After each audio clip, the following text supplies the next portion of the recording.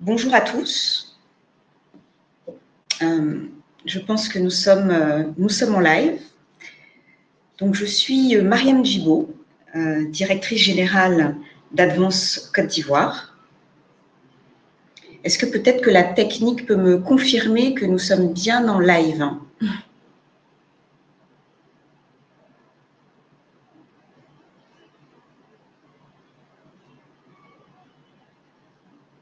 Oui.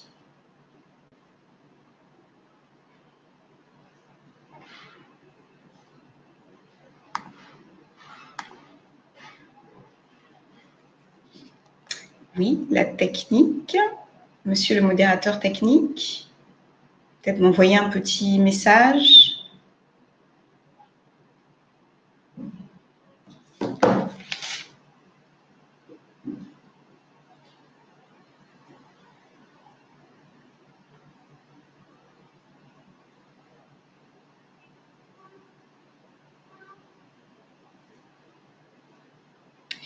Très bien. Écoutez, donc nous sommes en ligne. Donc, j'ai le grand plaisir et l'honneur de modérer ce premier panel du Salon de l'épargne, de l'investissement et du patrimoine dans sa 3e édition, une édition donc 100% digitale.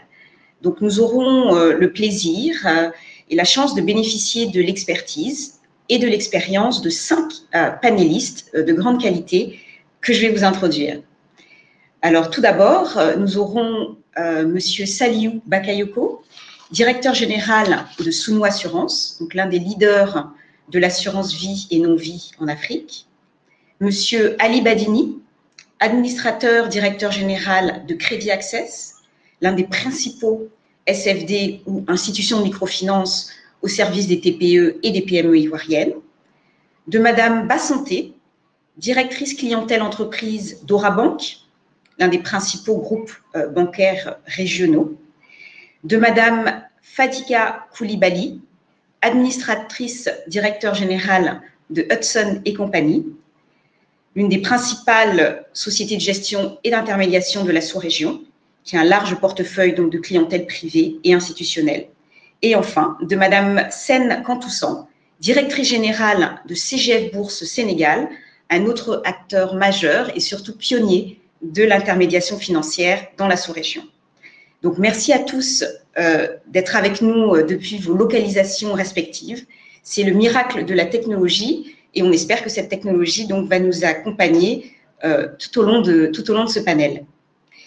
Donc, la crise du Covid-19, c'est 59 millions de cas de contamination dans le monde, environ 1,4 million de décès. En Afrique, c'est 1,4 million de cas et environ 25 000 morts. Donc, la létalité apparaît certes relativement faible grâce à une réaction finalement immédiate et forte de la plupart de nos États. Mais nos économies ont subi l'impact des restrictions de déplacement, les déplacements locaux, régionaux, internationaux, la perturbation finalement des chaînes de production, des chaînes logistiques dans les pays développés, la baisse de la consommation intérieure et de la demande à l'international. Donc tout cela induit un ralentissement économique brutal de nos économies.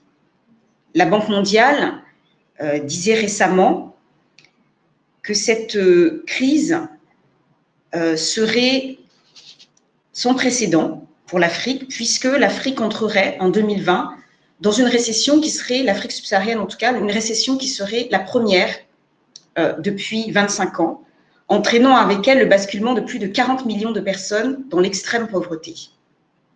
Elle entrevoit cependant, à partir de 2021, une reprise de l'ordre de 3%, avec une relance plus rapide pour les pays qui ont une économie diversifiée, plus diversifiée, un marché intérieur important et des solutions de financement à l'échelle nationale.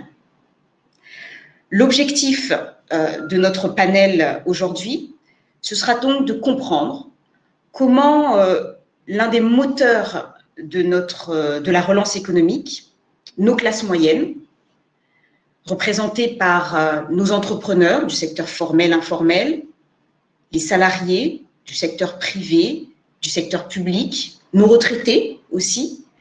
Comment pourront-ils jouer un rôle dans ce contexte post-Covid?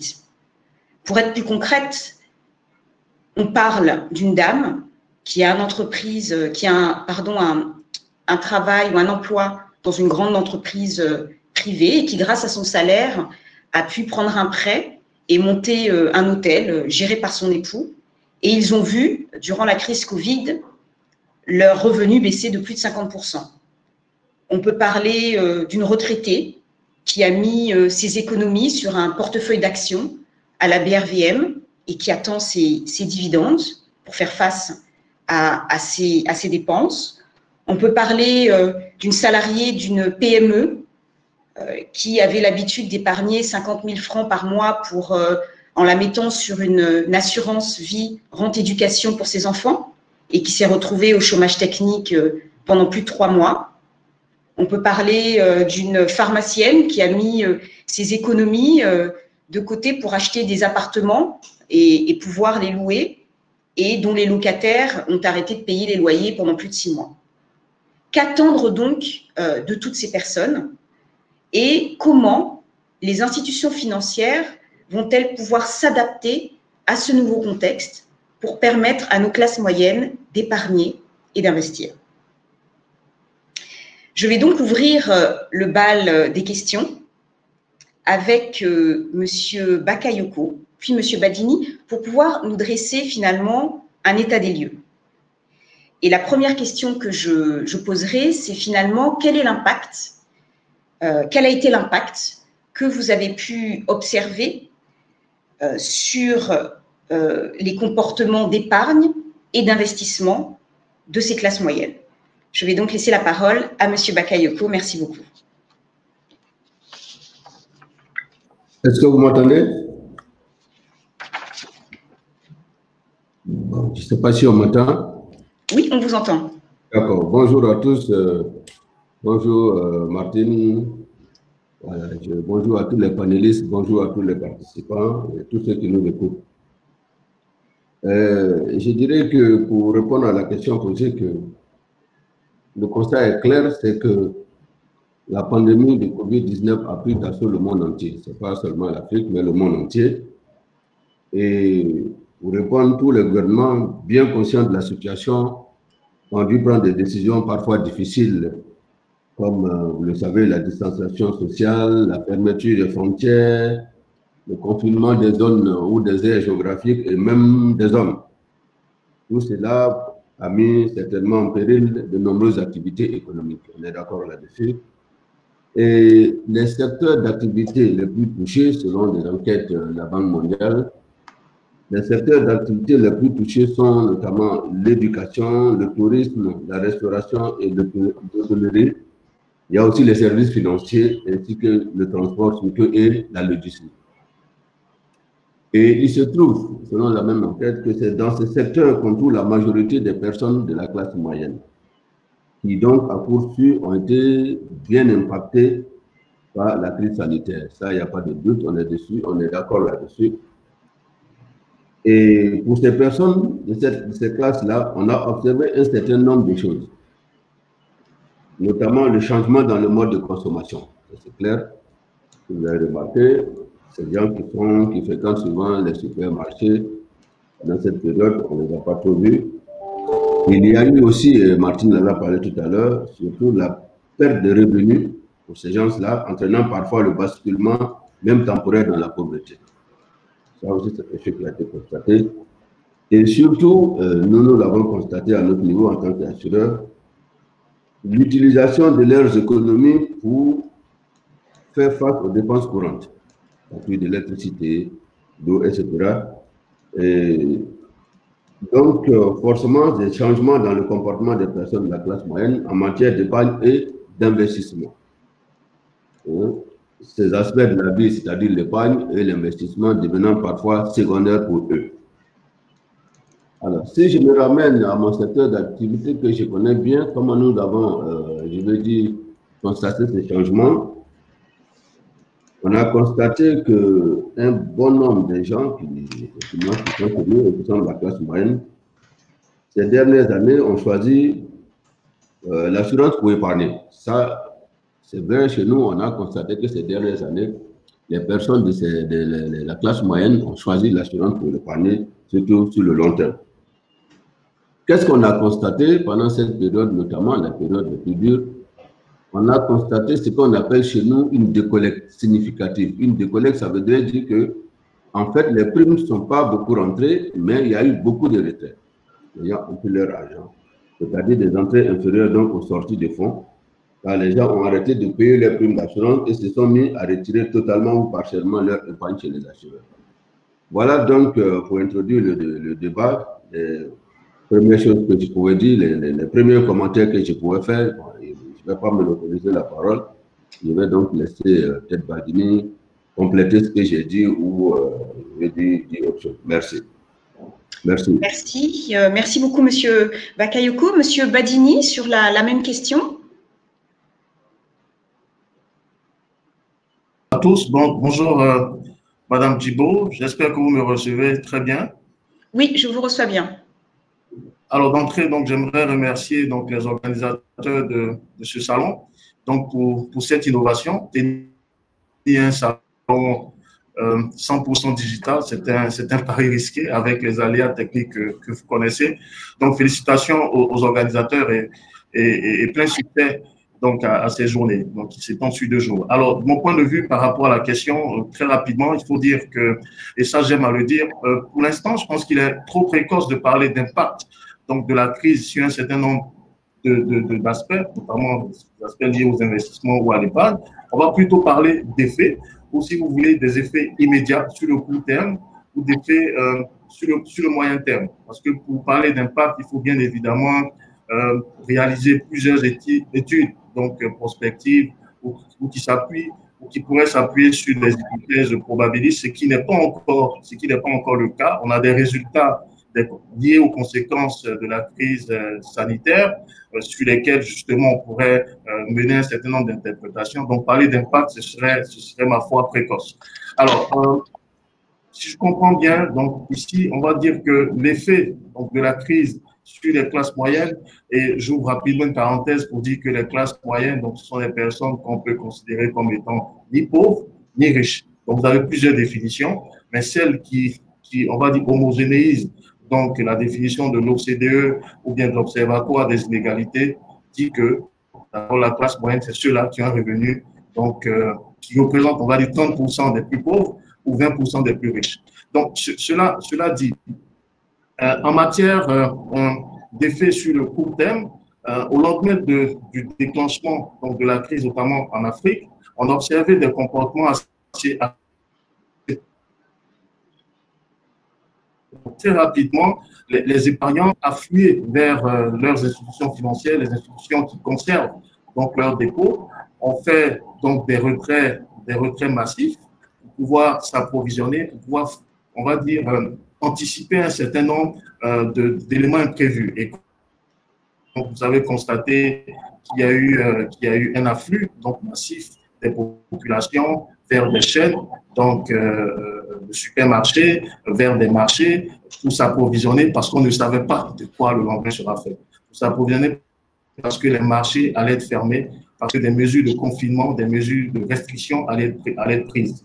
Donc, dans l'immédiat, c'est ce qu'on a observé. On a observé aussi une augmentation de la consommation, parce que bien évidemment, lorsque vous êtes inerte, que vous n'allez pas travailler, lorsque les activités, donc cela va contribuer à augmenter. Sur le moyen terme, parce que la crise avait tendance à perdurer, parce que les mesures de confinement, donc de restriction, avaient tendance aussi à perdurer donc dans le temps, peu à peu, les populations se sont senties obligées de recourir à la normale, à les activités normales. Donc, on a observé une celle-là même qui avait qui s'était afflué vers les institutions pour pouvoir faire des retraits, on observait un comportement inverse. Donc, on a eu une reprise.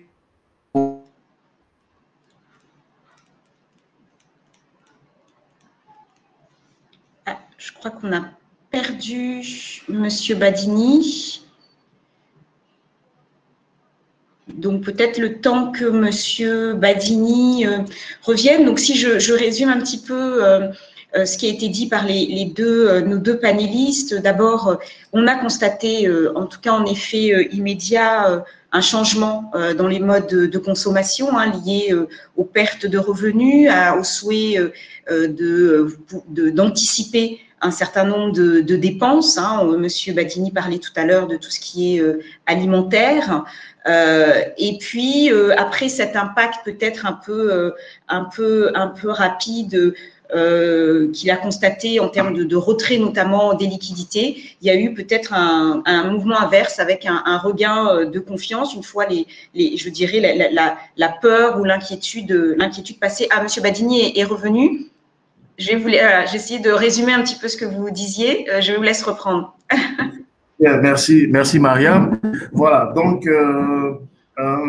pour résumer rapidement ou pour continuer, on va dire qu'il y a eu un changement donc, de comportement lié à des effets immédiats. La crise sanitaire a contribué justement à changer les comportements des épargnants, des populations sur le court terme, mais également sur le moyen terme. Mais revenons rapidement sur le court terme. Comme vous l'avez dit, les classes moyennes ont été impactées. Le comportement des classes moyennes, donc dans leurs décisions de consommation, a été impacté, mais on va plus loin pour dire que rapidement, celles-là sont revenues à la normale avec des habitudes de consommation, on va dire, usuelles. Et vous le savez très bien, lorsqu'on a une crise de ce type et que la plupart des activités restent fermées, les restrictions, les mesures barrières sont d'actualité, cela contribue mécaniquement à diminuer les revenus. Et on a observé de façon globale on va dire un effet négatif, notamment sur les populations qui ont des revenus donc intermédiaires avec une baisse drastique donc de leurs revenus. Et cela, justement, si vous voulez, changer des habitudes en matière de consommation, en matière d'investissement, on va peut-être y revenir. Maintenant, pour parler d'impact, comme je l'ai dit, là, on va peut-être s'appuyer dans un horizon de 2 ou 3 ans sur des études probabilistes je vous remercie. Donc, ces changements de comportement là, donc qui sont finalement indéniables, vous le notez en tant qu'expert de l'assurance, expert du financement des entreprises. Madame Fadika Koulibaly, est-ce que ces comportements observés, on pense qu'ils vont s'installer? Pourquoi est-ce qu'aujourd'hui on peut se permettre de parler de période post-Covid finalement? Merci de me passer la parole. J'espère que vous m'entendez bien. Alors, moi, je ne parle pas de période post-Covid. Je préfère parler de période post-pic, on va dire, et peut-être pré-vaccination. Parce qu'aujourd'hui, nous avons toujours une inquiétude de voir une seconde vague. Évidemment, nous sommes en face d'un virus que nous ne connaissons pas. Donc, nous ne connaissons pas aussi bien, en tout cas, que nos domaines respectifs.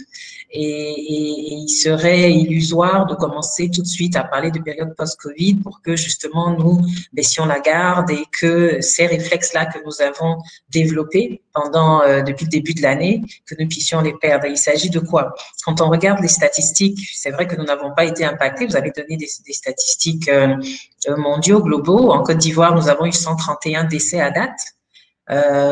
Voilà, donc quand on regarde les autres maladies, c'est sûr que on est un peu dubitatif, mais les impacts économiques et sociaux, parce que c'est vraiment un choc, on va dire, donc il y a des impacts personnels importants avec des pertes de vie humaines qui ne sont pas à négliger, ont amené que nos consommateurs ont effectivement changé leur façon d'investir. Pour ce qui concerne le marché financier, en termes d'investissement, nous avons vu une perception du risque qui s'est accrue du fait que les investisseurs se sont un peu écartés des marchés financiers. Nous avons vu au niveau des entreprises un changement de méthode de travail. Et malgré tout, comme nos économies restent ouvertes, il y a quand même eu des transferts, on va dire, des personnes qui sont arrivées, et même ces personnes-là, dans le milieu du travail, ont continué à maintenir les mesures barrières. Donc, tout ça pour dire que oui, nous avons développé certaines aptitudes, mais parce que nous n'avons pas été autant impactés, je ne suis pas certaine qu'elles se soient imprimées et qu'elles soient immuables aujourd'hui. Dans certains domaines d'activité, donc dans les services, il sera bien sûr plus facile de maintenir la distanciation, de maintenir le travail, le télétravail, ou le travail à distance avec des partenaires qui sont à l'étranger, permettant ainsi de réduire les charges dans les entreprises. Mais pour tous les autres domaines où il y a de la manutention, où il y a de la présence physique qui est importante dans nos économies, notamment l'agriculture et tout ça, il est quasiment illusoire, impossible de demander de maintenir de la distanciation, de travailler dans les champs avec des masques. Donc voilà. Donc heureusement, en fait, que cette pandémie-là ne s'est pas imprimée de façon aussi grave dans nos économies. Nous espérons que ça va continuer de la sorte. Donc voilà un peu les changements que moi je vois au niveau, comme je dis, dans les services, au niveau, mais pour la base de notre économie, je ne crois pas qu'il y ait un impact, ou en tout cas que nous puissions imprimer des mesures qui doivent aujourd'hui être mises en place pour lutter contre cette pandémie-là. Donc, je ne sais pas, je ne suis pas médecin, je ne suis pas du domaine, on va juste croiser les doigts et assumer que tout ce qui a été dit en termes de résistance de nos populations soit véridique, et que après cette période de pic qui était de juin à juillet à peu près, nous continuons à faire baisser les niveaux de contamination tels que nous les voyons en ce moment.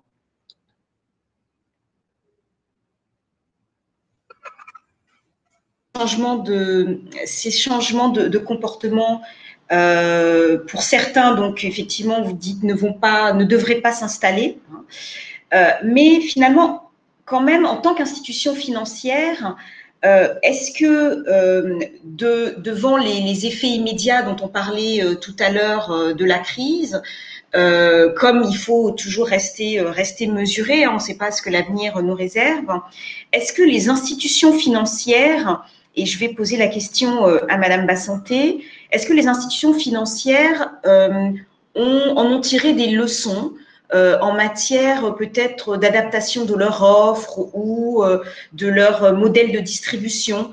Voilà, est-ce que ça va changer quelque chose dans les stratégies des institutions financières? Je vous laisse la parole, Madame Bassanté. Je vous remercie. Alors, on vous entend avec un écho et d'un peu loin. Réessayez, peut-être.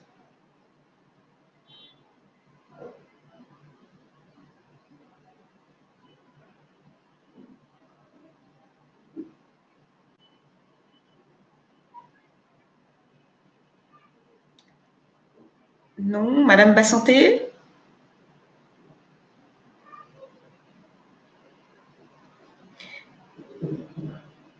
D'accord, donc peut-être en attendant que la technique vous assiste, peut-être Madame Sen Cantoussan, je ne sais pas si vous pouviez peut-être reprendre cette question concernant peut-être l'adaptation des stratégies des institutions financières qui ont tiré peut-être des leçons de cette crise et voudraient s'adapter à des changements de comportement plus ou moins durables finalement des populations.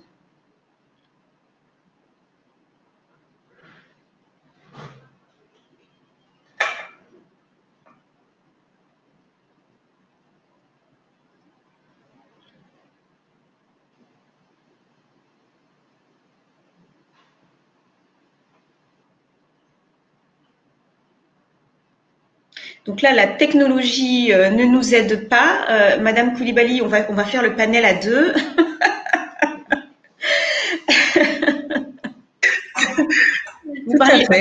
Vous parliez, je rebondis sur ce que vous disiez, c'est vrai, il y a un certain nombre de comportements au travail qui ne vont pas perdurer, mais par exemple, on a pu constater que devant l'impossibilité finalement d'acheter des biens importés, on s'était peut-être tourner un peu plus vers de la consommation locale? Est-ce que ça, c'est quelque chose qui peut rester et donc dont on peut tirer, je dirais, des conclusions en matière d'investissement, de secteurs prioritaires?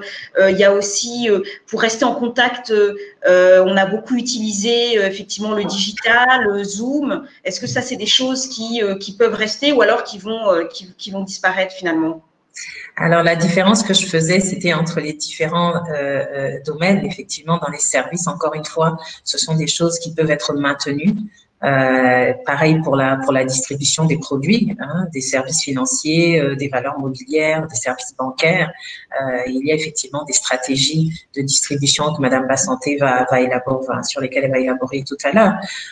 Mais nos économies sont basées en grande partie, on parlait de l'informel tout à l'heure, sur une activité qui, elle, n'est pas dans les bureaux, qui ne se fait pas avec de la technologie en dehors, évidemment, du téléphone et qui se fait avec beaucoup de manutention et même l'export. Quand vous avez parlé des problèmes de logistique avec les pays des pays européens et tout ça, bon, dans ce domaine-là, ces compétences ou ces outils qui ont été utilisés et ces compétences développées vont avoir du mal à s'imprimer, en tout cas pour l'instant, pour cette partie de notre économie réelle-là.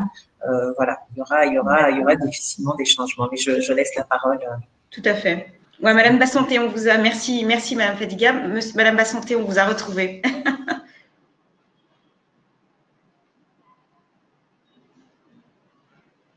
Alors, on vous voit très bien, mais on ne vous entend pas. Ah, ça y est. Vous m'entendez mieux? Oui, ça y est, parfait. D'accord. Donc, merci, Madame Djibo. Merci beaucoup. Alors, je dirais que pour revenir à votre question qui était, je pense, qu'en tant que… Je vous interromps, vous pouvez parler un peu plus fort. Allô? Oui. Allô, voilà. Vous m'entendez? Oui, mais parlez un petit peu plus fort. D'accord. Là, vous m'entendez mieux? Oui, c'est mieux. D'accord, ok. Donc, je dirais que la crise sanitaire du Covid a montré plusieurs fragilités et limites du système économique mondial également. Et en plus, son impact très négatif sur l'économie, cette crise, je dirais, a des impacts sociaux très inégaux, donc qui varient en fonction des différentes classes. D'où la classe également, la classe moyenne. C'est vrai qu'elle a un impact dévastateur sur les ménages et cette classe moyenne également, qui n'ont pas suffisamment, je dirais, d'épargne et des ressources financières, et cela couplé à des emplois, je dirais, un peu vulnérables. Donc, il devient donc important pour, je dirais, et urgent donc de mobiliser des solutions adaptées, innovatrices pour renforcer, je vais dire, les capacités financières des banques et les laisser jouer ainsi le rôle qui est le leur. Je dirais, et accompagner durablement les économies et du continent. Donc, et avec à leur côté tout ce qui est institutions financières et également les gouvernements.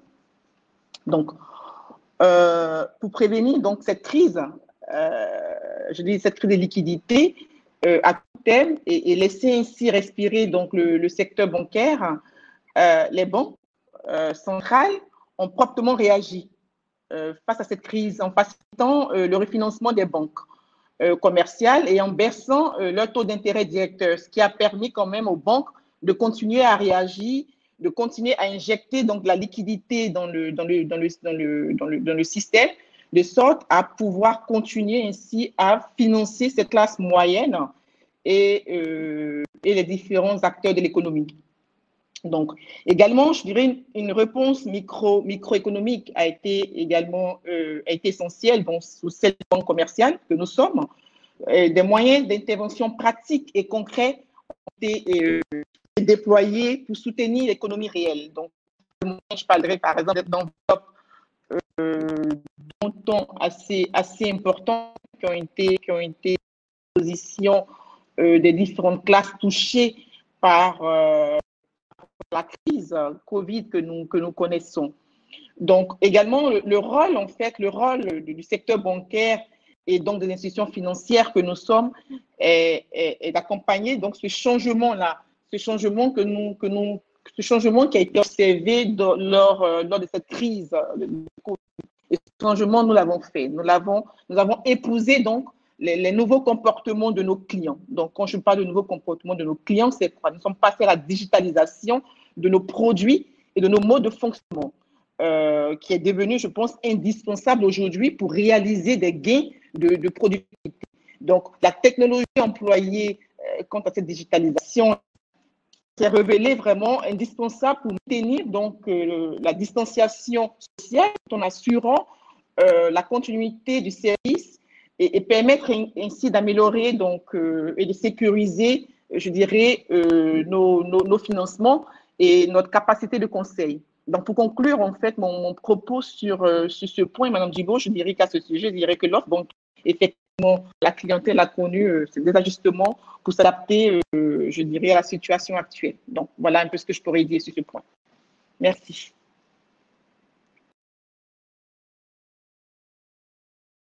Si nous avons retrouvé Madame Sen, en attendant, peut-être, donc les institutions financières se sont adaptées à ces changements de comportement, en proposant notamment de nouvelles offres de distribution.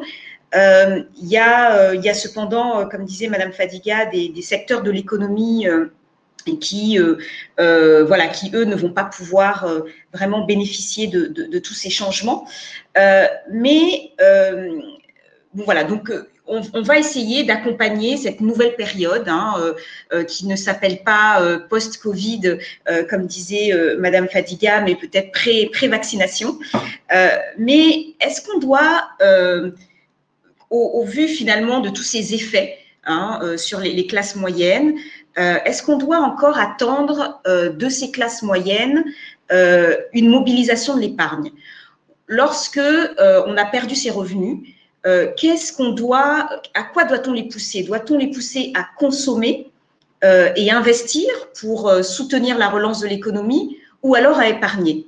Quel est un petit peu, peut-être je vais laisser la parole d'abord à Monsieur Badini, quel est votre avis sur la question?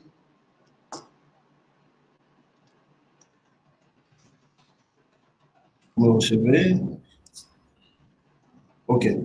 Bien. Alors, sur la question, il faut dire que les classes moyennes sont sorties, on va dire, lourdement affectées par rapport à la crise. Et j'ai expliqué en début de propos que sur le court terme, donc on a des effets immédiats, mais également sur le moyen terme, et on va observer un glissement des classes moyennes qui vont de façon radicale descendre dans la couche de la paupérisation. Donc, dans ces conditions, il faudrait prendre des mesures pour les amener, pour les inciter à reprendre leurs habitudes de consommation, d'accord, pour ceux d'entre eux qui sont en activité ou qui mènent des activités donc créatrices de richesse ou de revenus, on va dire les appuyer, d'accord, en refinançant leurs activités pour leur permettre de reconstituer pour la plupart leurs actifs qui ont été désagrégés pendant la crise, parce qu'il faut dire aussi que lorsque vous n'avez pas de revenus, donc vous avez tendance donc, à désinvestir, et vous avez aussi tendance donc à vous endetter. Donc il faut prendre des mesures d'accompagnement pour les amener à reconstituer leur fonds de roulement, pour les amener à, on va dire, relancer leurs activités en rappelant les effectifs qu'ils ont dû abandonner, licencier ou compresser.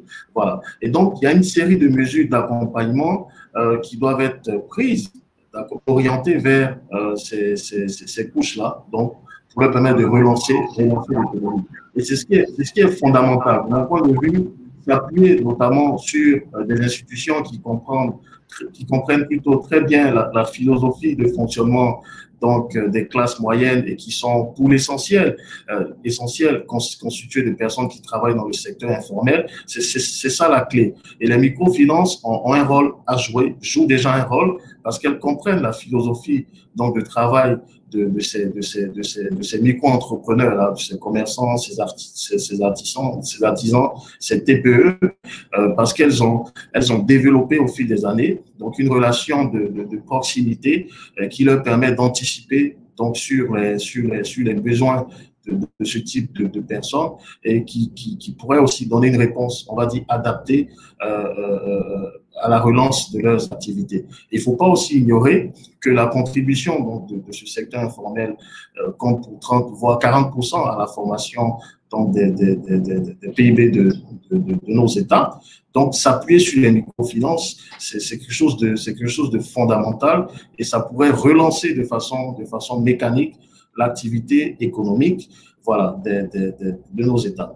Donc, voici ce qu'on pourrait dire. Moi, c'est pas mécanique, mais il y a des mesures, il y a on va dire, un certain nombre de dispositions à prendre par l'administration publique, par des entités bienveillantes pour cette relance-là.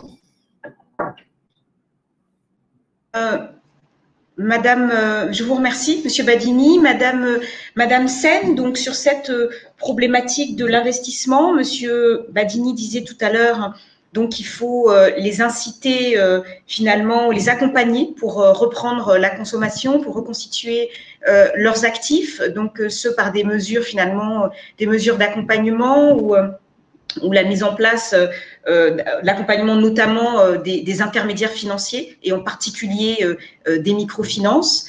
Quel est votre point de vue sur le sujet? Bonjour tout le monde. Bonjour. Je suis désolée, on a une qualité de diffusion que je n'arrive pas à gérer. Sur le point concernant l'épargne, je rejoins parfaitement les propos des panélistes qui m'ont précédé.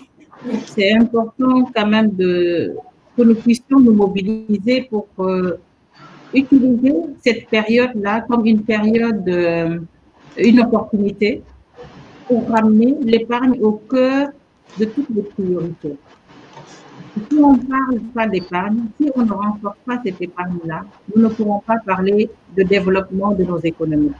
Au niveau de l'UEMOA, nous avions constaté ces dernières années une très forte croissance économique, beaucoup de créations d'entreprises et on est en train aujourd'hui de suivre les revers, en tout cas d'aller en contaction avec tout ce qui était enregistré jusqu'à date.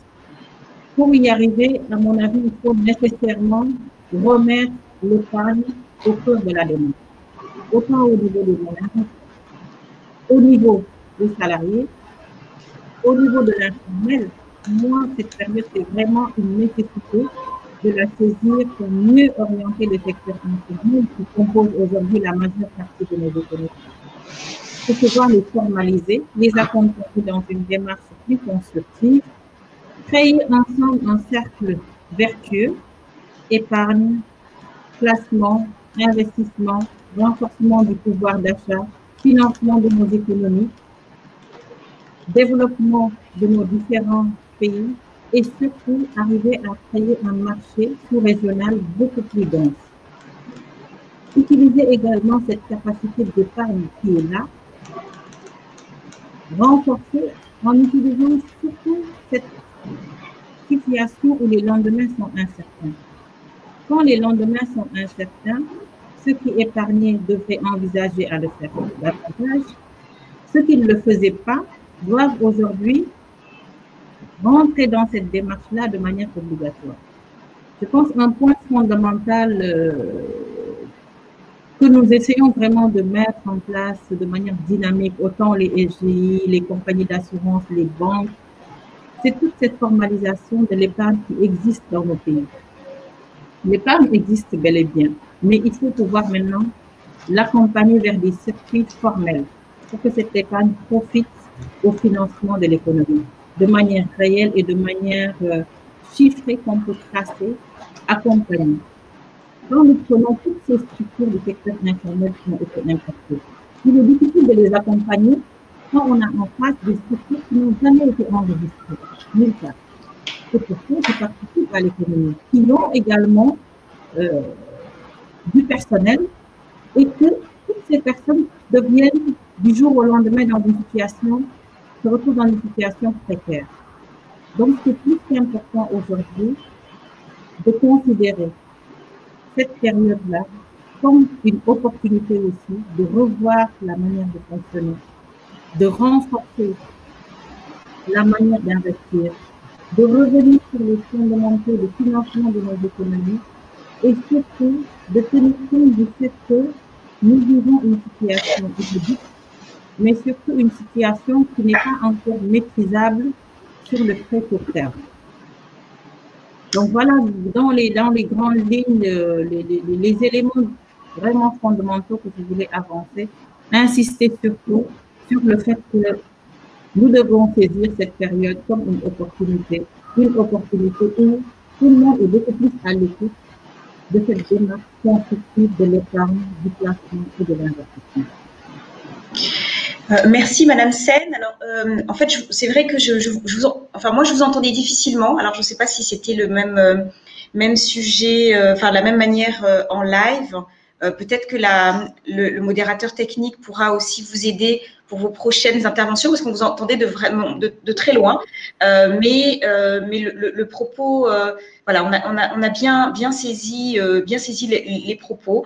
Donc, remettre l'épargne finalement au cœur du développement de l'économie, pour créer un peu ce cercle vertueux d'épargne, placement, investissement, développement, et surtout utiliser nos institutions financières sous toutes leurs formes pour formaliser l'épargne, pour qu'elle puisse véritablement rentrer dans les circuits de l'économie et servir au développement. Donc finalement, on a encouragé l'épargne, la formaliser. Monsieur Badini a dit tout à l'heure accompagner le financement en renforçant notamment les relations de proximité avec les classes moyennes. Peut-être, Monsieur Bakayoko, quels seront les principaux défis de cette mobilisation de l'épargne dont on vient de parler? Elle est indispensable, c'est indéniable, mais c'est vrai que la période reste incertaine. Madame Fadiga l'a dit tout à l'heure. Donc, comment on fait finalement pour orienter ces épargnants vers une épargne longue, vers une épargne formelle? Voilà, quels sont un peu les défis et quelles seraient les solutions? Je vous remercie. Voilà, merci Madame. Personnellement, je ne crois pas qu'il y ait de nouveaux défis à relever en ce qui concerne la mobilisation. Pardon, M. Bakayoko, est-ce que vous pourriez parler un peu plus fort? Vous ne m'entendez pas? Il faudrait parler un tout petit peu plus fort, voilà. Aller plus proche du micro, voilà. Voilà, donc je disais que personnellement, je ne crois pas qu'il y ait de nouveaux défis à relever en ce qui concerne la façon de capter l'épargne longue. Quand je regarde un secteur comme le mien, l'assurance, où ma compagnie était... l'entité que je dirige constitue une entité majeure dans le domaine. Et je crois qu'il faut plutôt parler d'opportunités en ce qui concerne cette crise-là. Et ça aussi, on l'a observé la période crise post-électorale de 2010. C'est que après des crises comme ça, on a l'impression que les gens prennent conscience qu'il faut épargner. Et même épargner sur le long terme parce que on se rend compte que finalement, ils se sont rendus compte que quand ils ont épargné, c'est ça qui leur a permis peut-être de terminer pendant la période où c'était difficile. Et c'est ce qu'on a constaté encore cette fois-ci, c'est que pendant la période de consommation, ils se sont tournés vers les économies qu'ils avaient eu à faire sur de long terme comme l'assurance. Donc, pour moi, il n'y a pas de défi particulier à relever en ce qui concerne la façon de mobiliser l'épargne. Peut-être en ce qui concerne la compagnie d'assurance, on aurait pu craindre un peu la façon de collecter nos primes. Bon, là aussi, avec aujourd'hui tout ce que vous connaissez, d'abord nous, la plupart des compagnies, enfin de nos clients sont de la classe moyenne, c'est des salariés, ça se passe par virement bancaire. Et puis, en plus, maintenant, pour les autres classes du secteur informel, il y a aujourd'hui, je crois que toutes les compagnies de la place, nous avons des méthodes de collecte de primes qui passent par le mobile money. C'est des choses aujourd'hui qui ont fait que pendant cette crise, finalement, à la sortie, quand tu regardes aujourd'hui, on a fait une enquête au niveau de l'ASACI, l'Association de sociétés d'assurance où je suis le président, et il a montré que, bon, pour les compagnies d'assurance plus particulièrement, parce que c'est celles-là qui drainent encore l'épargne longue, on a constaté que, bon, finalement, sur nos budgets provisionnels, il n'y aura pas beaucoup d'impact à la fin de l'année. C'est pour vous dire que, finalement, notre défi en termes de captation de l'épargne, de mobilisation de l'épargne, ça va rester les mêmes, la sensibilisation du public, surtout l'assurance, où les gens ne le connaissent pas. Nous n'avons pas de nouveaux défis auxquels nous devons faire face. Et je pense que, comme disait tout à l'heure Mme Sen, je pense que c'est plutôt cette période, il faut la voir comme une opportunité pour sensibiliser encore les gens sur l'épargne longue, le fait de mettre de l'argent de côté pour des projets, des investissements, des projets à long terme. Voilà, c'est ce que je pourrais dire sur le sujet. Merci, madame. Merci beaucoup. C'est vrai que donc finalement sur ce défi, entre guillemets, la bonne chose, peut-être le bon côté de la crise, s'il y en avait un, c'est finalement cette prise de conscience de l'importance de l'épargne. Je crois que M. Badini l'a dit tout à l'heure, l'un des effets immédiats, ça a été le retrait des dépôts. Et donc, finalement, c'est ceux qui avaient de l'épargne qui ont pu faire face à leur demande, le monde urgente. Mais en revanche, probablement, comme vous le signifiez, il y a un défi, en tout cas en matière de collecte de primes, d'inclusion financière, hein, et pour résoudre cela, c'est le recours à la technologie et la création finalement d'un écosystème, notamment avec les sociétés télécoms. Madame Bassanté, je ne sais pas si vous êtes en ligne. À votre avis, en termes de nature d'épargne, est-ce qu'aujourd'hui on peut attendre de la part des épargnants de l'épargne longue, on peut encore attendre, espérer des investissements en bourse, des investissements dans des obligations d'État. Voilà, est-ce que vous pensez que on a encore des opportunités à présenter à nos épargnants et qui peuvent les convaincre? Merci Madame Djibo. Je dirais qu'il faut déjà savoir, il faut dire, je pense que l'épargne est essentielle déjà pour lisser les revenus. Et donc, le niveau de consommation d'un individu dans le temps, surtout dans le contexte actuel de la crise de Covid-19, passe nécessairement en fait par l'épargne. Et je dirais encore que contrairement à une idée reçue, épargner ne doit pas être réservé aux seules classes moyennes ou même supérieures. Bien au contraire. Si pour des catégories, je dirais, de population, pour des catégories de population, l'épargne peut être perçue comme un simple outil d'optimisation de revenus, voire pour certains même, je dirais, de gestion de patrimoine. Pour d'autres, à faible revenu, l'épargne peut être rapidement, je dirais, ramenée à une question de vie ou de mort. Alors, partons donc de cette analyse, avec cette crise de Covid, c'est vrai que la classe moyenne s'est plutôt tournée vers des placements, je dirais, plus sûrs et moins risqués, avec à la clé une liquidité immédiate. Et donc, on a constaté qu'une frange de la population, en tout cas, s'est tournée, donc des DAT de certains, je dirais, des dépôts à terme, en fait, des placements de cette classe moyenne dans des banques, je dirais, commerciales dans lesquelles nous sommes aujourd'hui, a connu une augmentation contrairement aux placements qui se faisaient en fait sur la place boursière, donc dans les marchés de capitaux. Aussi, je dirais encore qu'une frange également de cette population-là n'avait pas cette culture même d'aller directement épargner sur ces marchés-là. D'où je vais dire, la montée en puissance où des volumes assez importants ont été constatés sur des DAT dans des banques commerciales, en fait. Donc, pour terminer un peu, je dirais que cette crise, en fait, n'encourage pas, je vais dire, l'investissement sur des marchés de capitaux ou encore même sur des épargnes pour lesquelles, je vais dire, la disponibilité des fonds serait encore plus long. En fait, la disponibilité n'est pas immédiate. Donc, la liquidité de ces investissements n'est pas immédiate. Donc, aujourd'hui, le comportement observé par cette classe moyenne, c'est de pouvoir mettre en fait et placer donc leurs revenus, je dirais à court terme, donc des DAT, dans des banques, en fait, pour espérer rapidement disposer lorsque cette crise-là perdurera. Voilà un peu ce que je pourrais dire sur le comportement que nous avons observé durant cette crise sanitaire-là.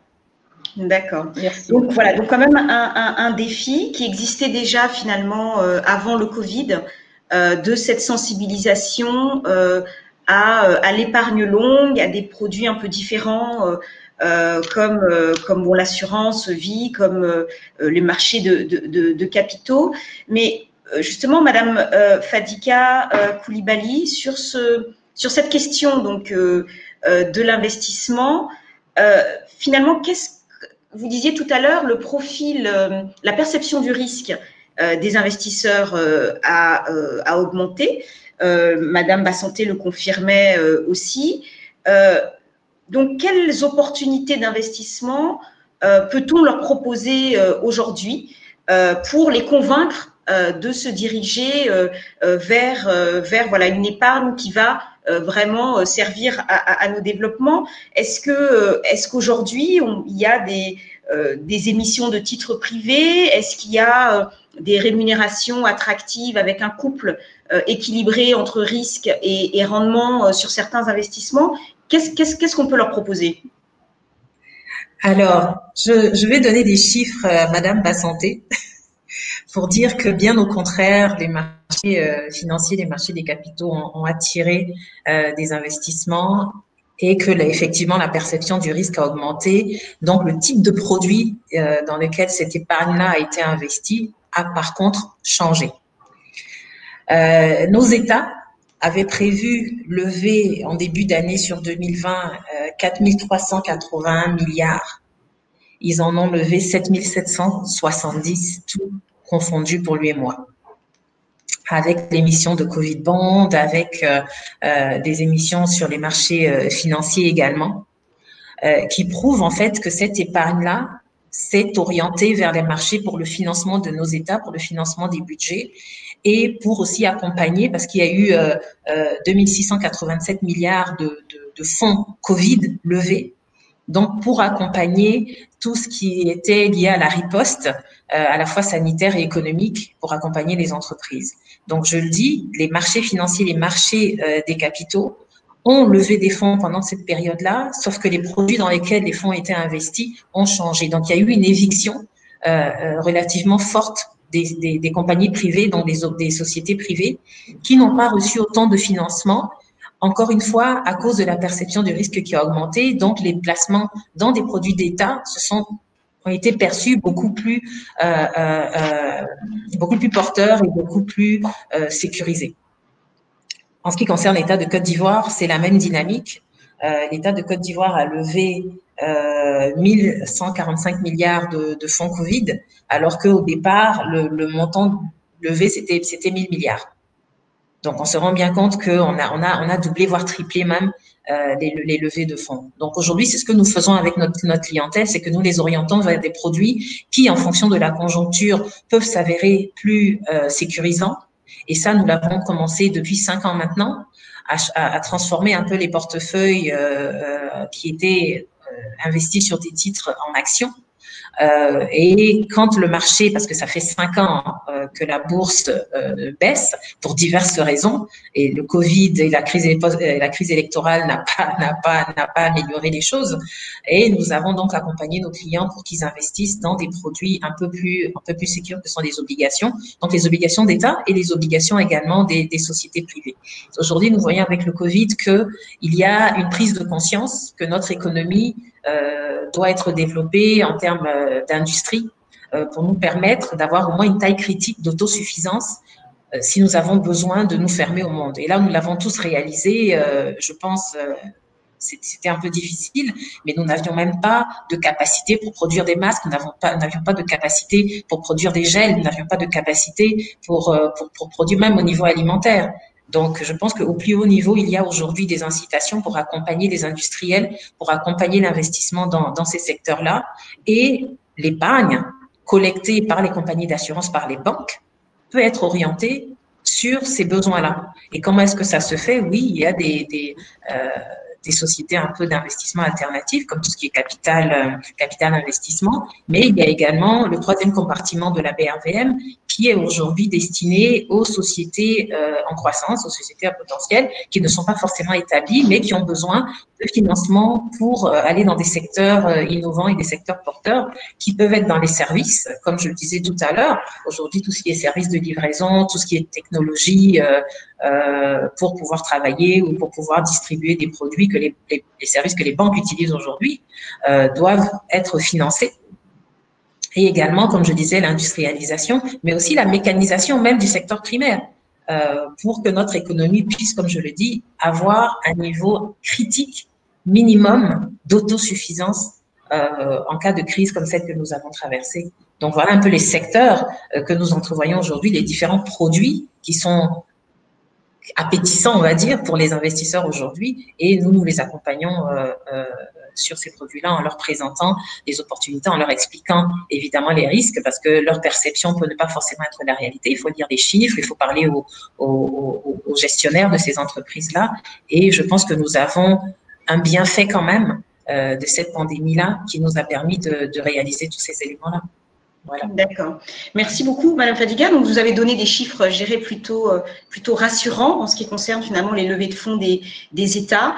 Le challenge, donc, ça va être aujourd'hui d'orienter l'épargne peut-être vers un peu plus de levée de fonds du secteur privé. Vous mentionnez effectivement les émissions de titres privés pour que les intermédiaires financiers jouent leur rôle d'orientation vers des secteurs prioritaires que vous avez cités tout à l'heure et donc qui peuvent représenter des opportunités d'investissement très très intéressantes. Madame Sen, est-ce que c'est aussi votre vision, le fait qu'aujourd'hui encore on puisse proposer à ces épargnants malgré effectivement le changement dans la perception du risque, mais on peut leur proposer encore des produits d'investissement attractifs. Oui, tout à fait. Donc, les produits sont bien adaptés. Alors, Madame Sen, on vous entend de très, très loin. Voilà. Donc, j'ai augmenté le son au maximum. Donc, les produits sont bien adaptés au profil des clients. Donc, notre démarche est vraiment dans le sens de mettre en place des processus individualisés. Donc, analyser chaque client selon sa capacité à épargner, la maturité de son épargne, voir aussi quel est son degré d'aversion par rapport au risque pour pouvoir situer réellement s'il est en mesure de gérer des produits dynamiques ou pas. Et surtout, intégrer nécessairement dans le portefeuille des actifs qui sont liquides et également qui ne sont pas volatiles. Donc, ces actifs peuvent être des obligations. Ça peut être également des fonds communs de placement obligataires qui permettent aujourd'hui d'accéder à des paniers de valeurs sans pour autant intégrer l'analyse individuelle de chaque valeur qui compose la part du fonds commun de placement. Et surtout, les amener à une démarche de mettre en place la constitution d'un patrimoine financier. Le patrimoine financier ne se construit pas en déposant en une seule fois, il se construit en mettant en place de manière individuelle ce qu'on appelle un plan d'épargne. Le plan d'épargne, c'est vraiment une constitution d'épargne progressive avec tous les véhicules qui vont dans le sens de respecter sa maturité de placement. Pendant combien de temps on a la capacité de faire cette épargne-là? Pendant combien de temps on peut épargner sans pour autant envisager un retrait massif ou total de l'épargne? Et c'est tout ça qui permet au conseil que nous sommes d'orienter l'épargnant vers le véhicule adapté à son besoin tout en regardant la nécessité de préserver au maximum son capital. Effectivement, les opérations évoquées par Kadi sur le marché primaire ont montré que la capacité d'épargne est là. toutes les opérations qui ont été émises cette année, que ce soit des États ou des sociétés, ont été levées avec des sursouscriptions. Donc, au-delà même des montants qui étaient attendus. Donc, pour dire qu'aujourd'hui, l'appétit est toujours là, voire même, on a beaucoup plus d'appétit. On voit un regain vraiment de placement, un regain de participation au niveau du marché financier. C'est peut-être le marché des actions qui devient de plus en plus volatile, qui nécessite d'avoir une démarche accompagnée par un expert, un suivi régulier de son portefeuille, la nécessité aussi de prendre des décisions de renforcement de portefeuille quand c'est nécessaire pour évaluer son coût moyen pondéré, de sortir partiellement ou totalement au moment opportun. C'est important aussi de saisir parmi les secteurs que Kadi a présentés, rajouter le secteur de l'éducation. Investir aujourd'hui dans le secteur de l'éducation et de la santé, c'est deux secteurs qui seront déjà porteurs, qui seront rentables et qui seront au cœur du développement de nos pays. L'éducation devra se faire autrement. On est aujourd'hui dans un processus digital. Toutes les écoles devront au fur et à mesure intégrer cette dynamique-là. Cette dynamique digitale, nous, en tant que société de gestion et d'intermédiation aussi, au niveau de l'UEMOA, nous l'avons intégrée.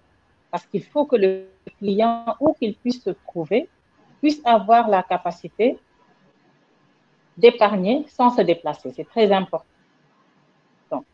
Qu'il puisse déposer, placer, suivre son portefeuille, faire des retraits, faire une gestion dynamique et surtout avoir accès à sa liquidité à tout moment. Donc, ces véhicules aujourd'hui sont disponibles, se développent de manière beaucoup plus rapide.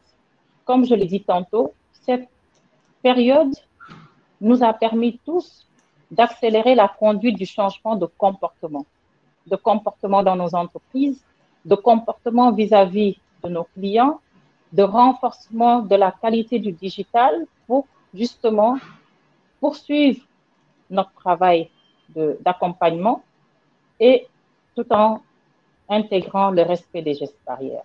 Donc, vraiment, c'est une opportunité aujourd'hui et de par les faits aussi, autant sur le primaire que le secondaire, nous n'avons pas senti un ralenti, un retrait massif, une panique de la part des investisseurs habituels et nous avons des investisseurs qui viennent régulièrement s'adresser au marché financier pour pouvoir compléter l'alternative vis-à-vis des dépôts bancaires.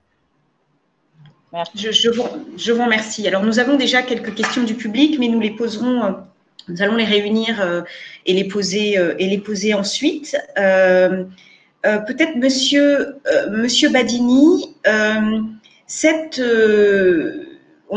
vient de parler effectivement du rôle des institutions financières dans l'orientation des investissements. On parlait, Madame Sen a parlé des secteurs de la technologie, éducation, santé, voilà, on peut rajouter l'agroalimentaire, vers lesquels orienter l'épargne et qui représentent finalement des opportunités d'investissement encore attractifs. Mais c'est vrai que on a quand même toute une frange de la population, vous le mentionniez tout à l'heure, qui elle n'a pas encore reconstitué finalement cette capacité d'épargne. Vous parliez donc selon vous, quelles sont les mesures d'accompagnement dont les institutions financières pourraient bénéficier, que ce soit de la part de l'État, de leurs régulateurs, pour permettre justement à leurs clients de reconstituer leur épargne en les finançant, voilà, ou alors d'accélérer la mobilisation de l'épargne pour ceux qui en ont déjà. Quelles sont ces mesures d'accompagnement-là, peut-être à plus haut niveau, que vous envisageriez? Monsieur Badini, je ne sais pas si vous m'entendez. Là, vous avez… Oui, merci beaucoup. Oui, très bien. Alors, il faut dire que les autorités régaliennes ont pris un certain nombre de mesures de relance de l'activité en Côte d'Ivoire, comme Vous savez aussi, c'est 1700 milliards qui ont été donc alloués pour permettre la relance donc de l'activité économique et cette somme aussi va permettre de relancer tout ce qui est aspect donc humanitaire, aspect social et autres. Et donc, c'est des mesures à saluer. Donc, un dispositif de mise en place d'un fonds de soutien au secteur privé a également été mis en place.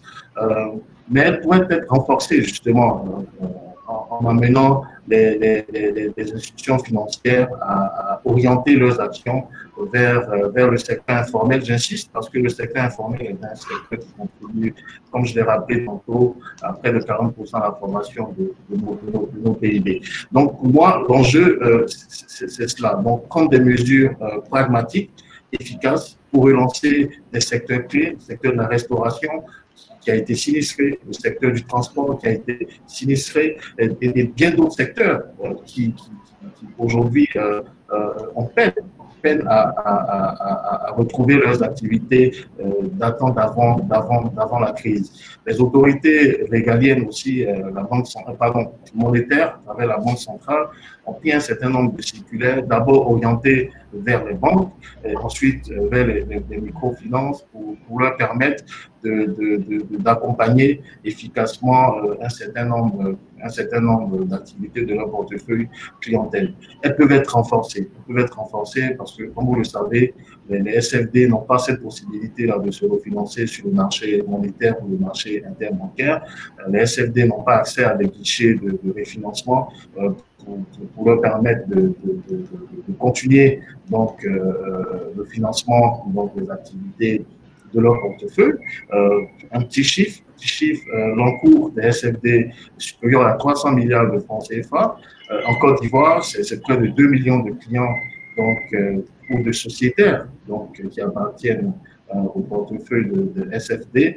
Indirectement, c'est près de 20 millions de personnes qu'on touche. Vous voyez? Donc, une fois que ces structures orientent leurs actions en matière de financement ou même en matière de mobilisation de l'épargne, il faut noter aussi que l'encours d'épargne mobilisée par les SFD tourne autour de 300 milliards de francs CFA. Cela va représenter un levier, d'accord, pour la relance de nos économies.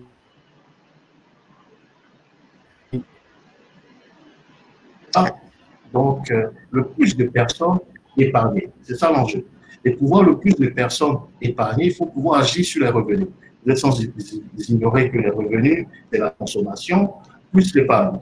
Autrement dit, plus on a des revenus, plus on va augmenter la probabilité ou la propension à consommer, à épargner. L'inverse est vrai. Donc, si vous avez moins de revenus, on ne va pas pouvoir épargner. Vous voyez un peu?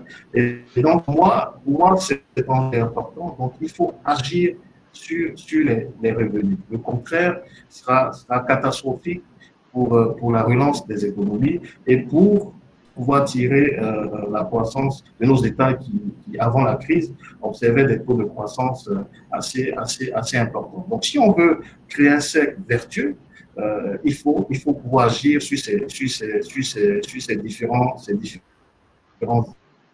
agrégats. Et donc, merci, M. Baghini. La mobilisation de l'épargne est un enjeu important. Donc, non, pardon, attendez, vous avez été coupé en fait. Allez-y. Ok, juste peut-être pour terminer sur ça. Donc, l'un des enjeux aussi majeurs réside dans entraîner un certain nombre d'institutions à ne plus pouvoir donc se rendre vers leurs clients à l'effet de mobiliser cette épargne parce que ces clients sont restés terrés donc, chez eux, parce que les populations sont restées terrées chez eux. Donc, il va falloir mettre l'accent donc, sur le développement de canaux à l'effet de pouvoir faciliter la mobilisation des ressources, notamment domestiques. Après, les ressources institutionnelles, comme l'a dit Mme Fadiga, c'est autre chose, et cela n'est pas sans contrainte, justement, sur un certain nombre d'agrégats. D'accord. Je vous remercie, Monsieur Baghini. Donc finalement, on a là, je dirais, deux canaux. Hein. On a d'abord une crise finalement qui a été n'a pas impacté, je dirais, tout le monde de la même manière. Pour les personnes qui ont été le moins impactées, finalement, on a des chiffres qui sont plutôt rassurants en matière de maintien de l'épargne, maintien voilà, de la mobilisation, de la participation au marché financier. Là, sur cette partie ou cette frange, je dirais, d'investisseurs, le challenge, c'est d'arriver à orienter ces placements vers des placements longs, vers de l'investissement long. Et les bons secteurs, je dirais, d'activité qui vont vraiment contribuer au développement durable de nos économies. De l'autre côté, on a une frange de la population qui a été durement touchée, principalement, effectivement, Monsieur Badinier le soulignait tout à l'heure, le secteur informel, hein, qui contribue pour une large part du PIB de nos institutions et qui, là, lui, a besoin d'être accompagné en financement pour reconstituer ses capacités d'épargne et mieux voilà, pouvoir se protéger vers l'avenir et ensuite, à son tour, créer ce cercle vertueux, je dirais, de contribution à l'économie formelle. Je pense que tout le monde se rejoint sur l'idée que pour je dirais, adresser en tout cas cette captation de l'épargne, il faut développer des canaux alternatifs. Monsieur Bakayoko parlait tout à l'heure de la collecte de primes. Monsieur Badini parlait aussi d'aller vers le consommateur de manière vers l'épargnant ou l'acteur économique d'une manière différente. Je voulais prendre quelques questions des auditeurs qui sont liées. Peut-être, Madame Bassanté, nous avons un internaute qui nous demande finalement, voilà, il y a des comptes épargne à taux relativement faible. Moi, je veux épargner. Quelles sont les offres qui se présentent à moi aujourd'hui? Madame Bassanté, je vous laisse la parole.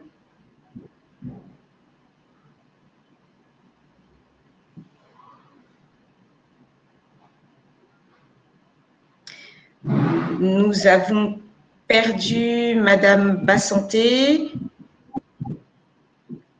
Alors, oui, c'est bon, je vous entends. Oui. Voilà. Alors, je dirais que déjà, si on parle dans le cadre d'une banque commerciale, les taux d'épargne varient. Donc, les taux d'épargne varient et se discutent et se négocient en fonction, je dirais, de la durée et du montant. Donc, en fonction de ces éléments, en fait, le taux d'épargne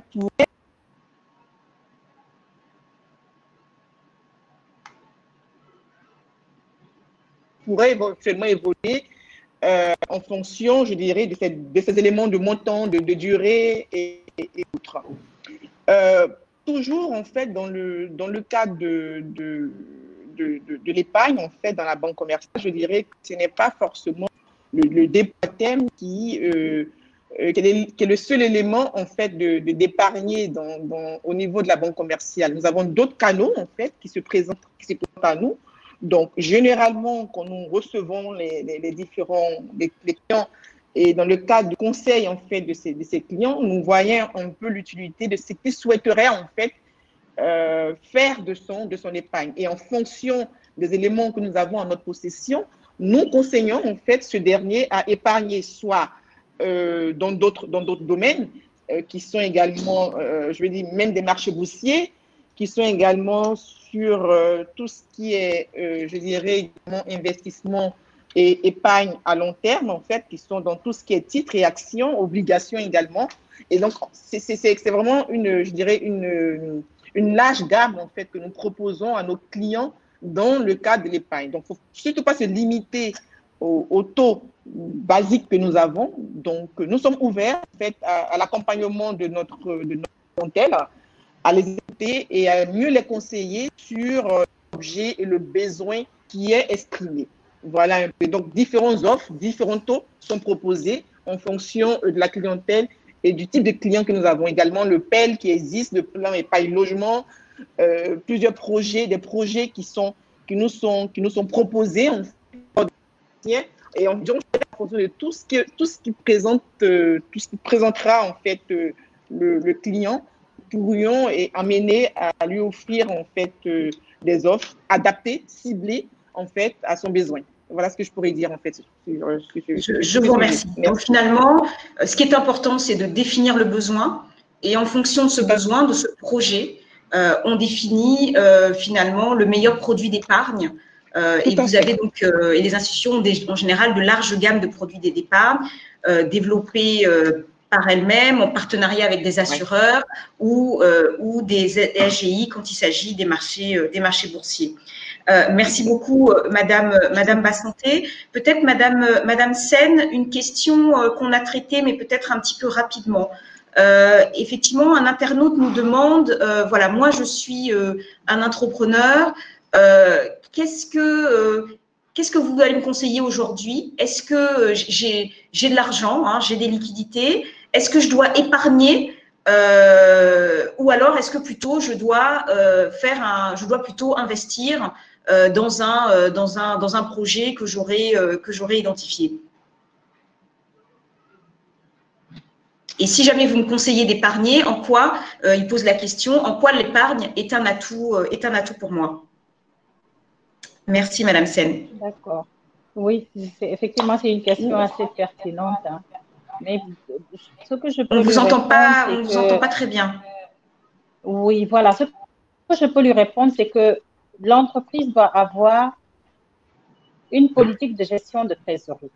Sa gestion de la trésorerie doit intégrer en même temps la nécessité d'améliorer les revenus financiers issus de cette trésorerie. Donc là, on est vraiment sur la partie trésorerie courante de l'entreprise. On sait que durant toute l'année, la trésorerie évolue, les cash flows de l'entreprise évoluent en dents de scie. Donc, il va falloir que dans le cadre de son plan de trésorerie, qu'il puisse regarder toutes les périodes où il peut gagner davantage avec cette épargne-là, si on peut l'appeler ainsi, en les plaçant. Également, mettre en adéquation avec le programme d'investissement de l'entreprise. L'entreprise, dans le cadre de son développement, a un programme d'investissement qui doit être en adéquation avec sa rentabilité. Chaque investissement doit être lié à la nécessité dans l'évolution de l'entreprise. Donc, le respect du programme d'investissement, la capacité à placer l'excédent de trésorerie et la capacité à honorer ses engagements antérieurs. Parce que tout ça est prélevé dans le cadre de cette trésorerie. Donc, ma réponse, c'est ce n'est pas l'un ou l'autre, c'est les deux en même temps. L'entrepreneur, dans le cadre de la croissance de son entreprise, a un plan de développement adossé à des investissements. Ces investissements, s'ils sont avérés, doivent être réalisés sur fonds propres ou intégrés, c'est ce qui est fortement conseillé, d'autres sources de financement.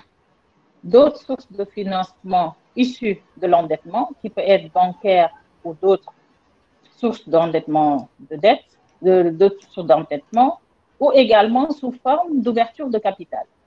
Je pense que c'est un point sur lequel je m'arrêterai quelques secondes. Nous avons des entrepreneurs qui ont d'excellents projets, qui ont mis en place des sociétés, qui pour la plupart dans nos pays démarrent en société familiale. Ces sociétés évoluent.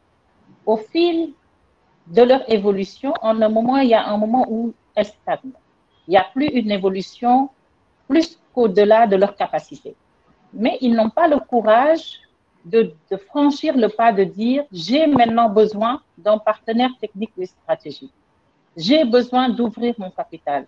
J'ai besoin de renforcer ma gouvernance. J'ai besoin d'autres ressources humaines pour venir augmenter l'idée que j'avais eue au départ. » Donc, c'est ce qui fait que nos PME évoluent et n'arrivent pas à franchir le seuil du marché national ou bien le seuil du marché sous-régional.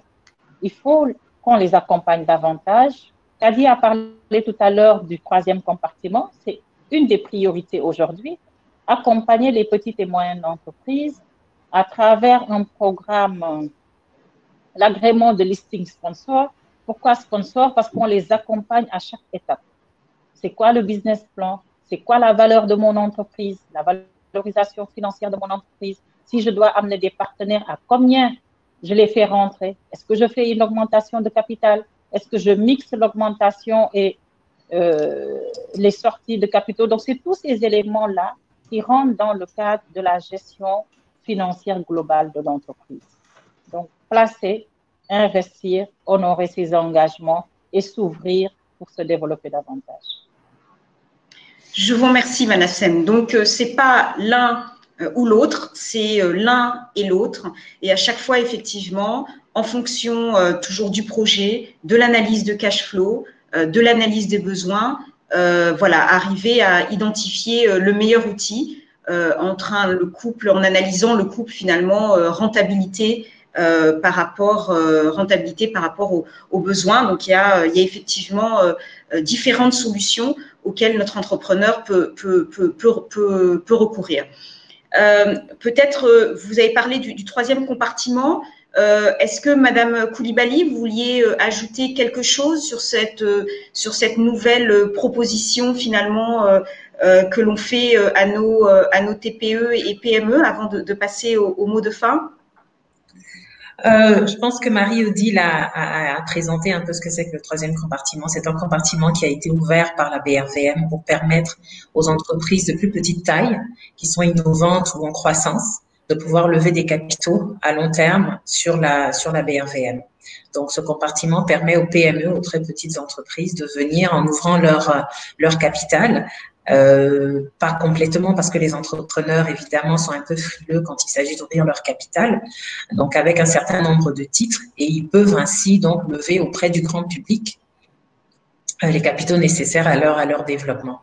Et je rajouterais que l'État de Côte d'Ivoire, dans la proposition de loi des finances pour l'année prochaine, donc pour 2021, a proposé une exonération fiscale sur les investissements à long terme, et donc les intérêts sont exonérés d'impôts, et ce qui permettra, je pense, d'orienter l'épargne collectée vers ces investissements à long terme-là, à la fois pour les très petites entreprises, mais pour les entreprises en général et pour le financement de l'économie. Il faut savoir que le montant cumulé des exonérations prévues pour 2021 est de 18 milliards, et ce sont des exonérations en termes d'impôts comme celles que je viens de citer, en termes de TVA et de patentes et tout ça. Et donc, je pense que nous avons identifié des secteurs porteurs, et les mécanismes ou les réformes, ou en tout cas des accompagnements au niveau institutionnel et gouvernemental sont mis en place pour que ces secteurs-là puissent être financés et que notre classe moyenne prenne conscience et soit rassurée que son épargne soit orientée vers les bons secteurs qui permettront à l'avenir de pouvoir tenir dans le cadre de choc. On va dire, ça peut être sanitaire comme la pandémie que nous avons connue, mais ça peut être de tout autre ordre, en sachant que notre économie se développe avec des investissements en interne. Parce que c'est vrai que nous avons des investissements externes, mais nous voyons bien que cette année, il n'y a pas eu de rebond, et pourtant les montants que j'ai cités tout à l'heure ont été levés localement dans la région. Donc voilà. Je vous remercie. Donc, une belle opportunité de placement et aussi de l'autre côté de financement pour nos PME. Écoutez, je pense que nous pouvons essayer de conclure, et donc je vais vous donner à chacun 2 minutes pour un mot de fin sur ce thème de l'épargne des classes moyennes en période pré-vaccin. Je vais adopter le terme de Madame Fatika. Donc, je vous laisse terminer et faire un mot de fin, et je donne donc d'abord la parole à Monsieur Bakayoko. Merci beaucoup.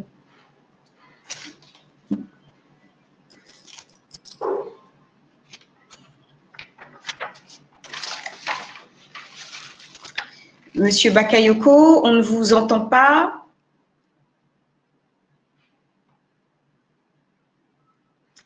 Peut-être Monsieur Badini est connecté?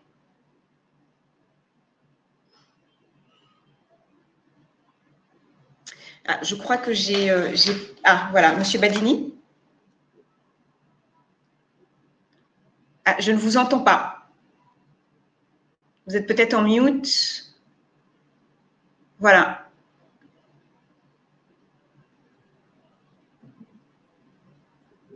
Allô? Oui, c'est bon. Alors, merci Madame Djibo. Donc, le mot de fin. Alors, quoi dire on va dire beaucoup de notions ont été dites, beaucoup de techniques ont été employées. Qu'est-ce que l'internaute doit retenir de tout cela? C'est qu'en période de crise comme celle que nous vivons, nos États, donc certains agents économiques, ont mesuré la nécessité justement d'épargner.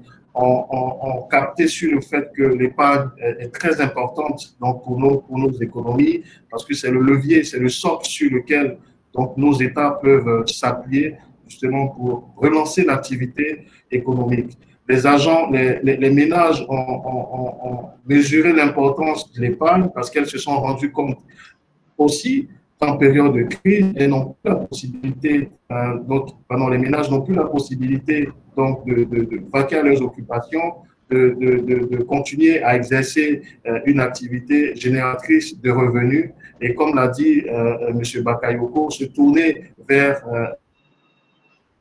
les bourses constituées initialement s'avère capital. Donc, c'est vraiment important pour ceux qui nous suivent de mettre au centre donc, de leurs actes économiques la notion de l'épargne parce qu'elle permet justement de prévenir un certain nombre d'imprévus, de faire face à des lendemains incertains. Et pour nos États, la mobilisation donc, de l'épargne est aussi capitale parce que lorsqu'elle est transformée, c'est ça le sens aussi de toute l'industrie bancaire, de toute l'industrie de la microfinance, des institutions financières, justement, qui captent l'épargne, la transforment pour pouvoir financer l'économie. Et ça c'est ça l'enjeu. Donc, on ne capte pas l'épargne pour ne rien en faire, mais elle est transformée au passage pour pouvoir financer l'économie locale. Donc, c'est un enjeu, j'ai envie de dire, un écosystème dans lequel chaque acteur a son rôle à jouer. Et nous, à Crédit Accès, justement, nous avons, au fil des années, développé des produits d'épargne très adaptés à chaque cible clientèle, selon qu'on soit salarié, selon qu'on soit micro-entrepreneur, commerçant ou PME. Nous avons des produits d'épargne avec des taux rémunérateurs très intéressants qui vont de 4% à 9%. Merci, Marianne. Je vous remercie. Merci beaucoup, monsieur Badini. Madame Sen Cantoussan, pour un dernier mot de fin, pour ce qu'on retient de ce panel.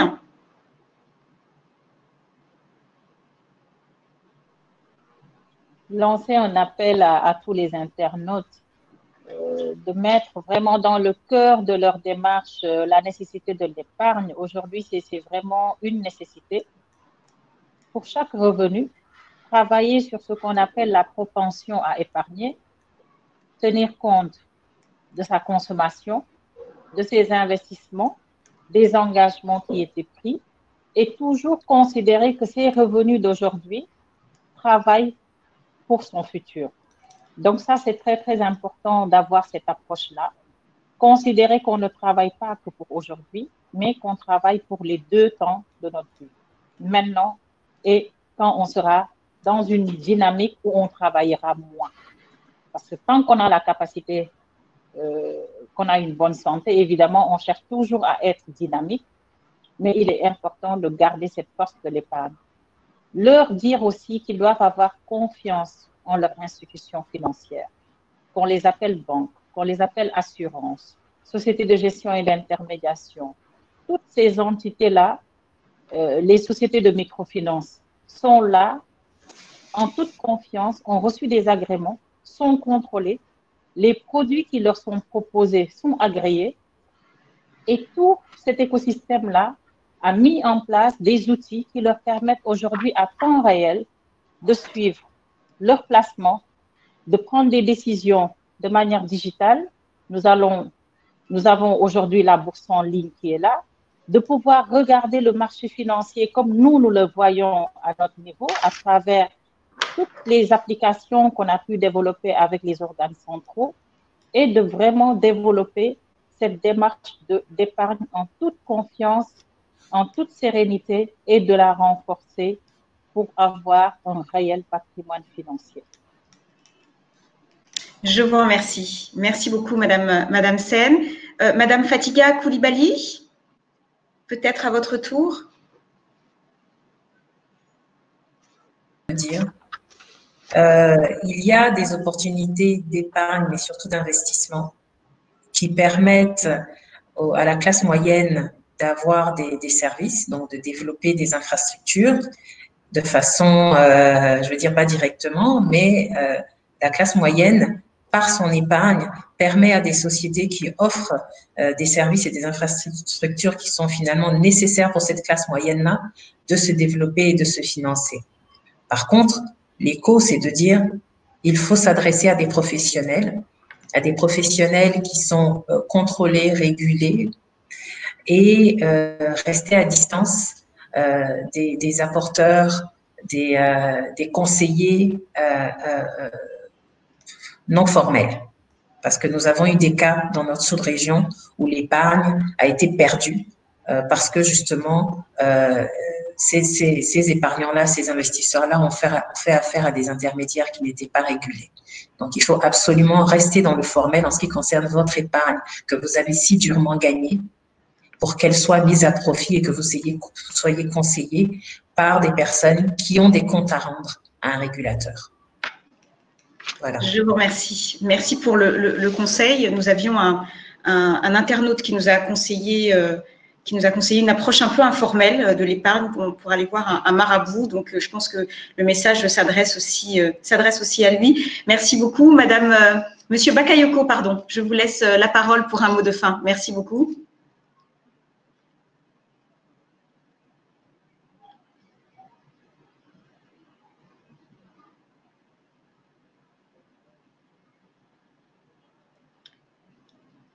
Si Monsieur Bakayoko n'est pas encore connecté, peut-être Madame Bassanté.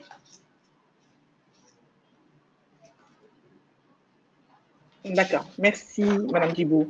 Alors donc pour conclure, je dirais que l'épargne en général est un outil de taille au contribuer de nos pays, que ce soit via son rôle protecteur auprès des populations ou via son rôle d'investisseur dans l'économie réelle. Donc, cet outil permet aussi d'amortir l'effet des chocs extérieurs sur notre quotidien. Charge donc à chacun, je pense, d'en mesurer l'importance et d'agir en conséquence pour soi-même, pour ses proches et ses concitoyens.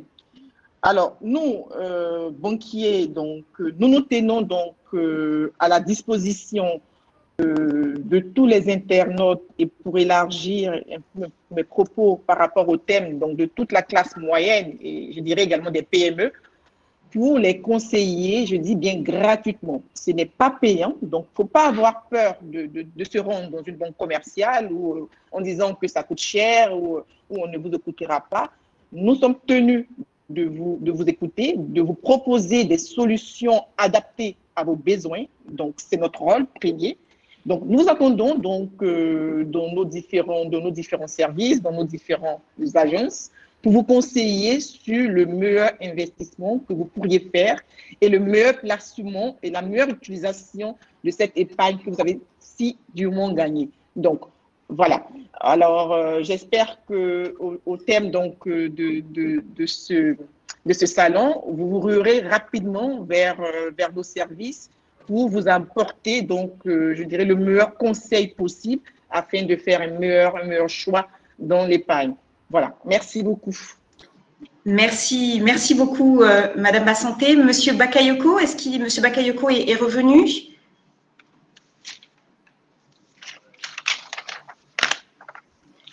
Alors, si Monsieur Bakayoko, Monsieur Bakayoko, on vous écoute.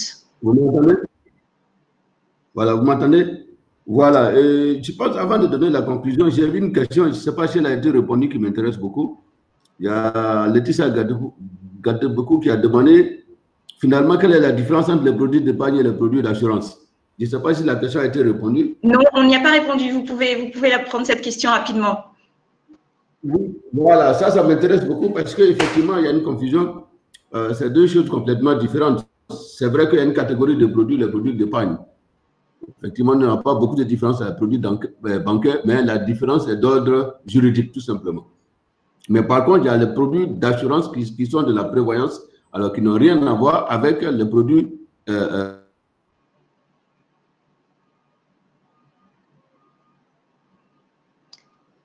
D'accord, on a perdu M. Bakayoko. Donc, on a perdu M. Bakayoko qui faisait une distinction importante, effectivement, dans les produits d'assurance entre les produits de prévoyance et les produits d'épargne. Donc, l'assurance, notamment l'assurance vie, donc propose des solutions d'épargne avec des taux de rémunération sensiblement identiques à ceux des banques, mais ils peuvent être couplés à des solutions de prévoyance, donc ils permettent d'avoir des capitaux en cas d'événements de la vie, comme notamment le décès ou la maladie. Donc voilà, donc je me permets de répondre à cette question-là. Une conclusion, Monsieur Bakayoko, vous êtes revenu. Voilà, donc, écoute, je vais pas trop retarder la fin du salon, mais du panel, pardon. Oui, je pense que Martine a bien répondu, parce que, en fait, si nous nous recentrons sur nos véritables produits de prévoyance, là, nous n'avons rien à voir avec la banque. Mais lorsque nous venons aux produits d'épargne, effectivement, il n'y a pas beaucoup de différence dans le fonctionnement avec les produits bancaires, sauf que la différence est d'ordre juridique et la différence fondamentale, c'est la nécessité dans le cadre du contrat d'assurance, de désigner le bénéficiaire à qui nous voulons que le bénéficiaire. Oui, tout à fait. Monsieur Bakayoko, je suis désolée, votre connexion n'est pas bonne du tout. Mais effectivement, dans le produit d'assurance vie, il faut désigner un bénéficiaire, qui est la différence. Vous pouvez avoir un autre bénéficiaire que vous-même. Donc, merci vraiment à tous pour votre participation. Merci aux internautes pour leurs questions. Ce qu'on peut retenir, donc, c'est que finalement, cette crise du Covid a créé finalement une opportunité qui est celle de la prise de conscience de l'importance de l'épargne par les ménages, mais aussi par les États, puisque c'est cette épargne qui nous permet finalement de résister face aux chocs extérieurs comme celui qu'on a connu. On retient aussi des différents intervenants la nécessité de continuer à mettre cette épargne au cœur de leurs préoccupations, au cœur de la décision financière. On ne fait pas le choix entre épargner et investir. On peut faire les deux en analysant la rentabilité, en analysant l'utilisation finalement de chacun des outils. Enfin, allez voir donc tous les professionnels de l'investissement pour réaliser, je dirais, ces projets, que ce soit de l'investissement ou de l'épargne. Il est important, en effet, que l'on arrive d'avoir confiance, de pouvoir bénéficier de conseils de gens avisés et expérimentés qui ont donc une palette d'outils de placement à vous proposer.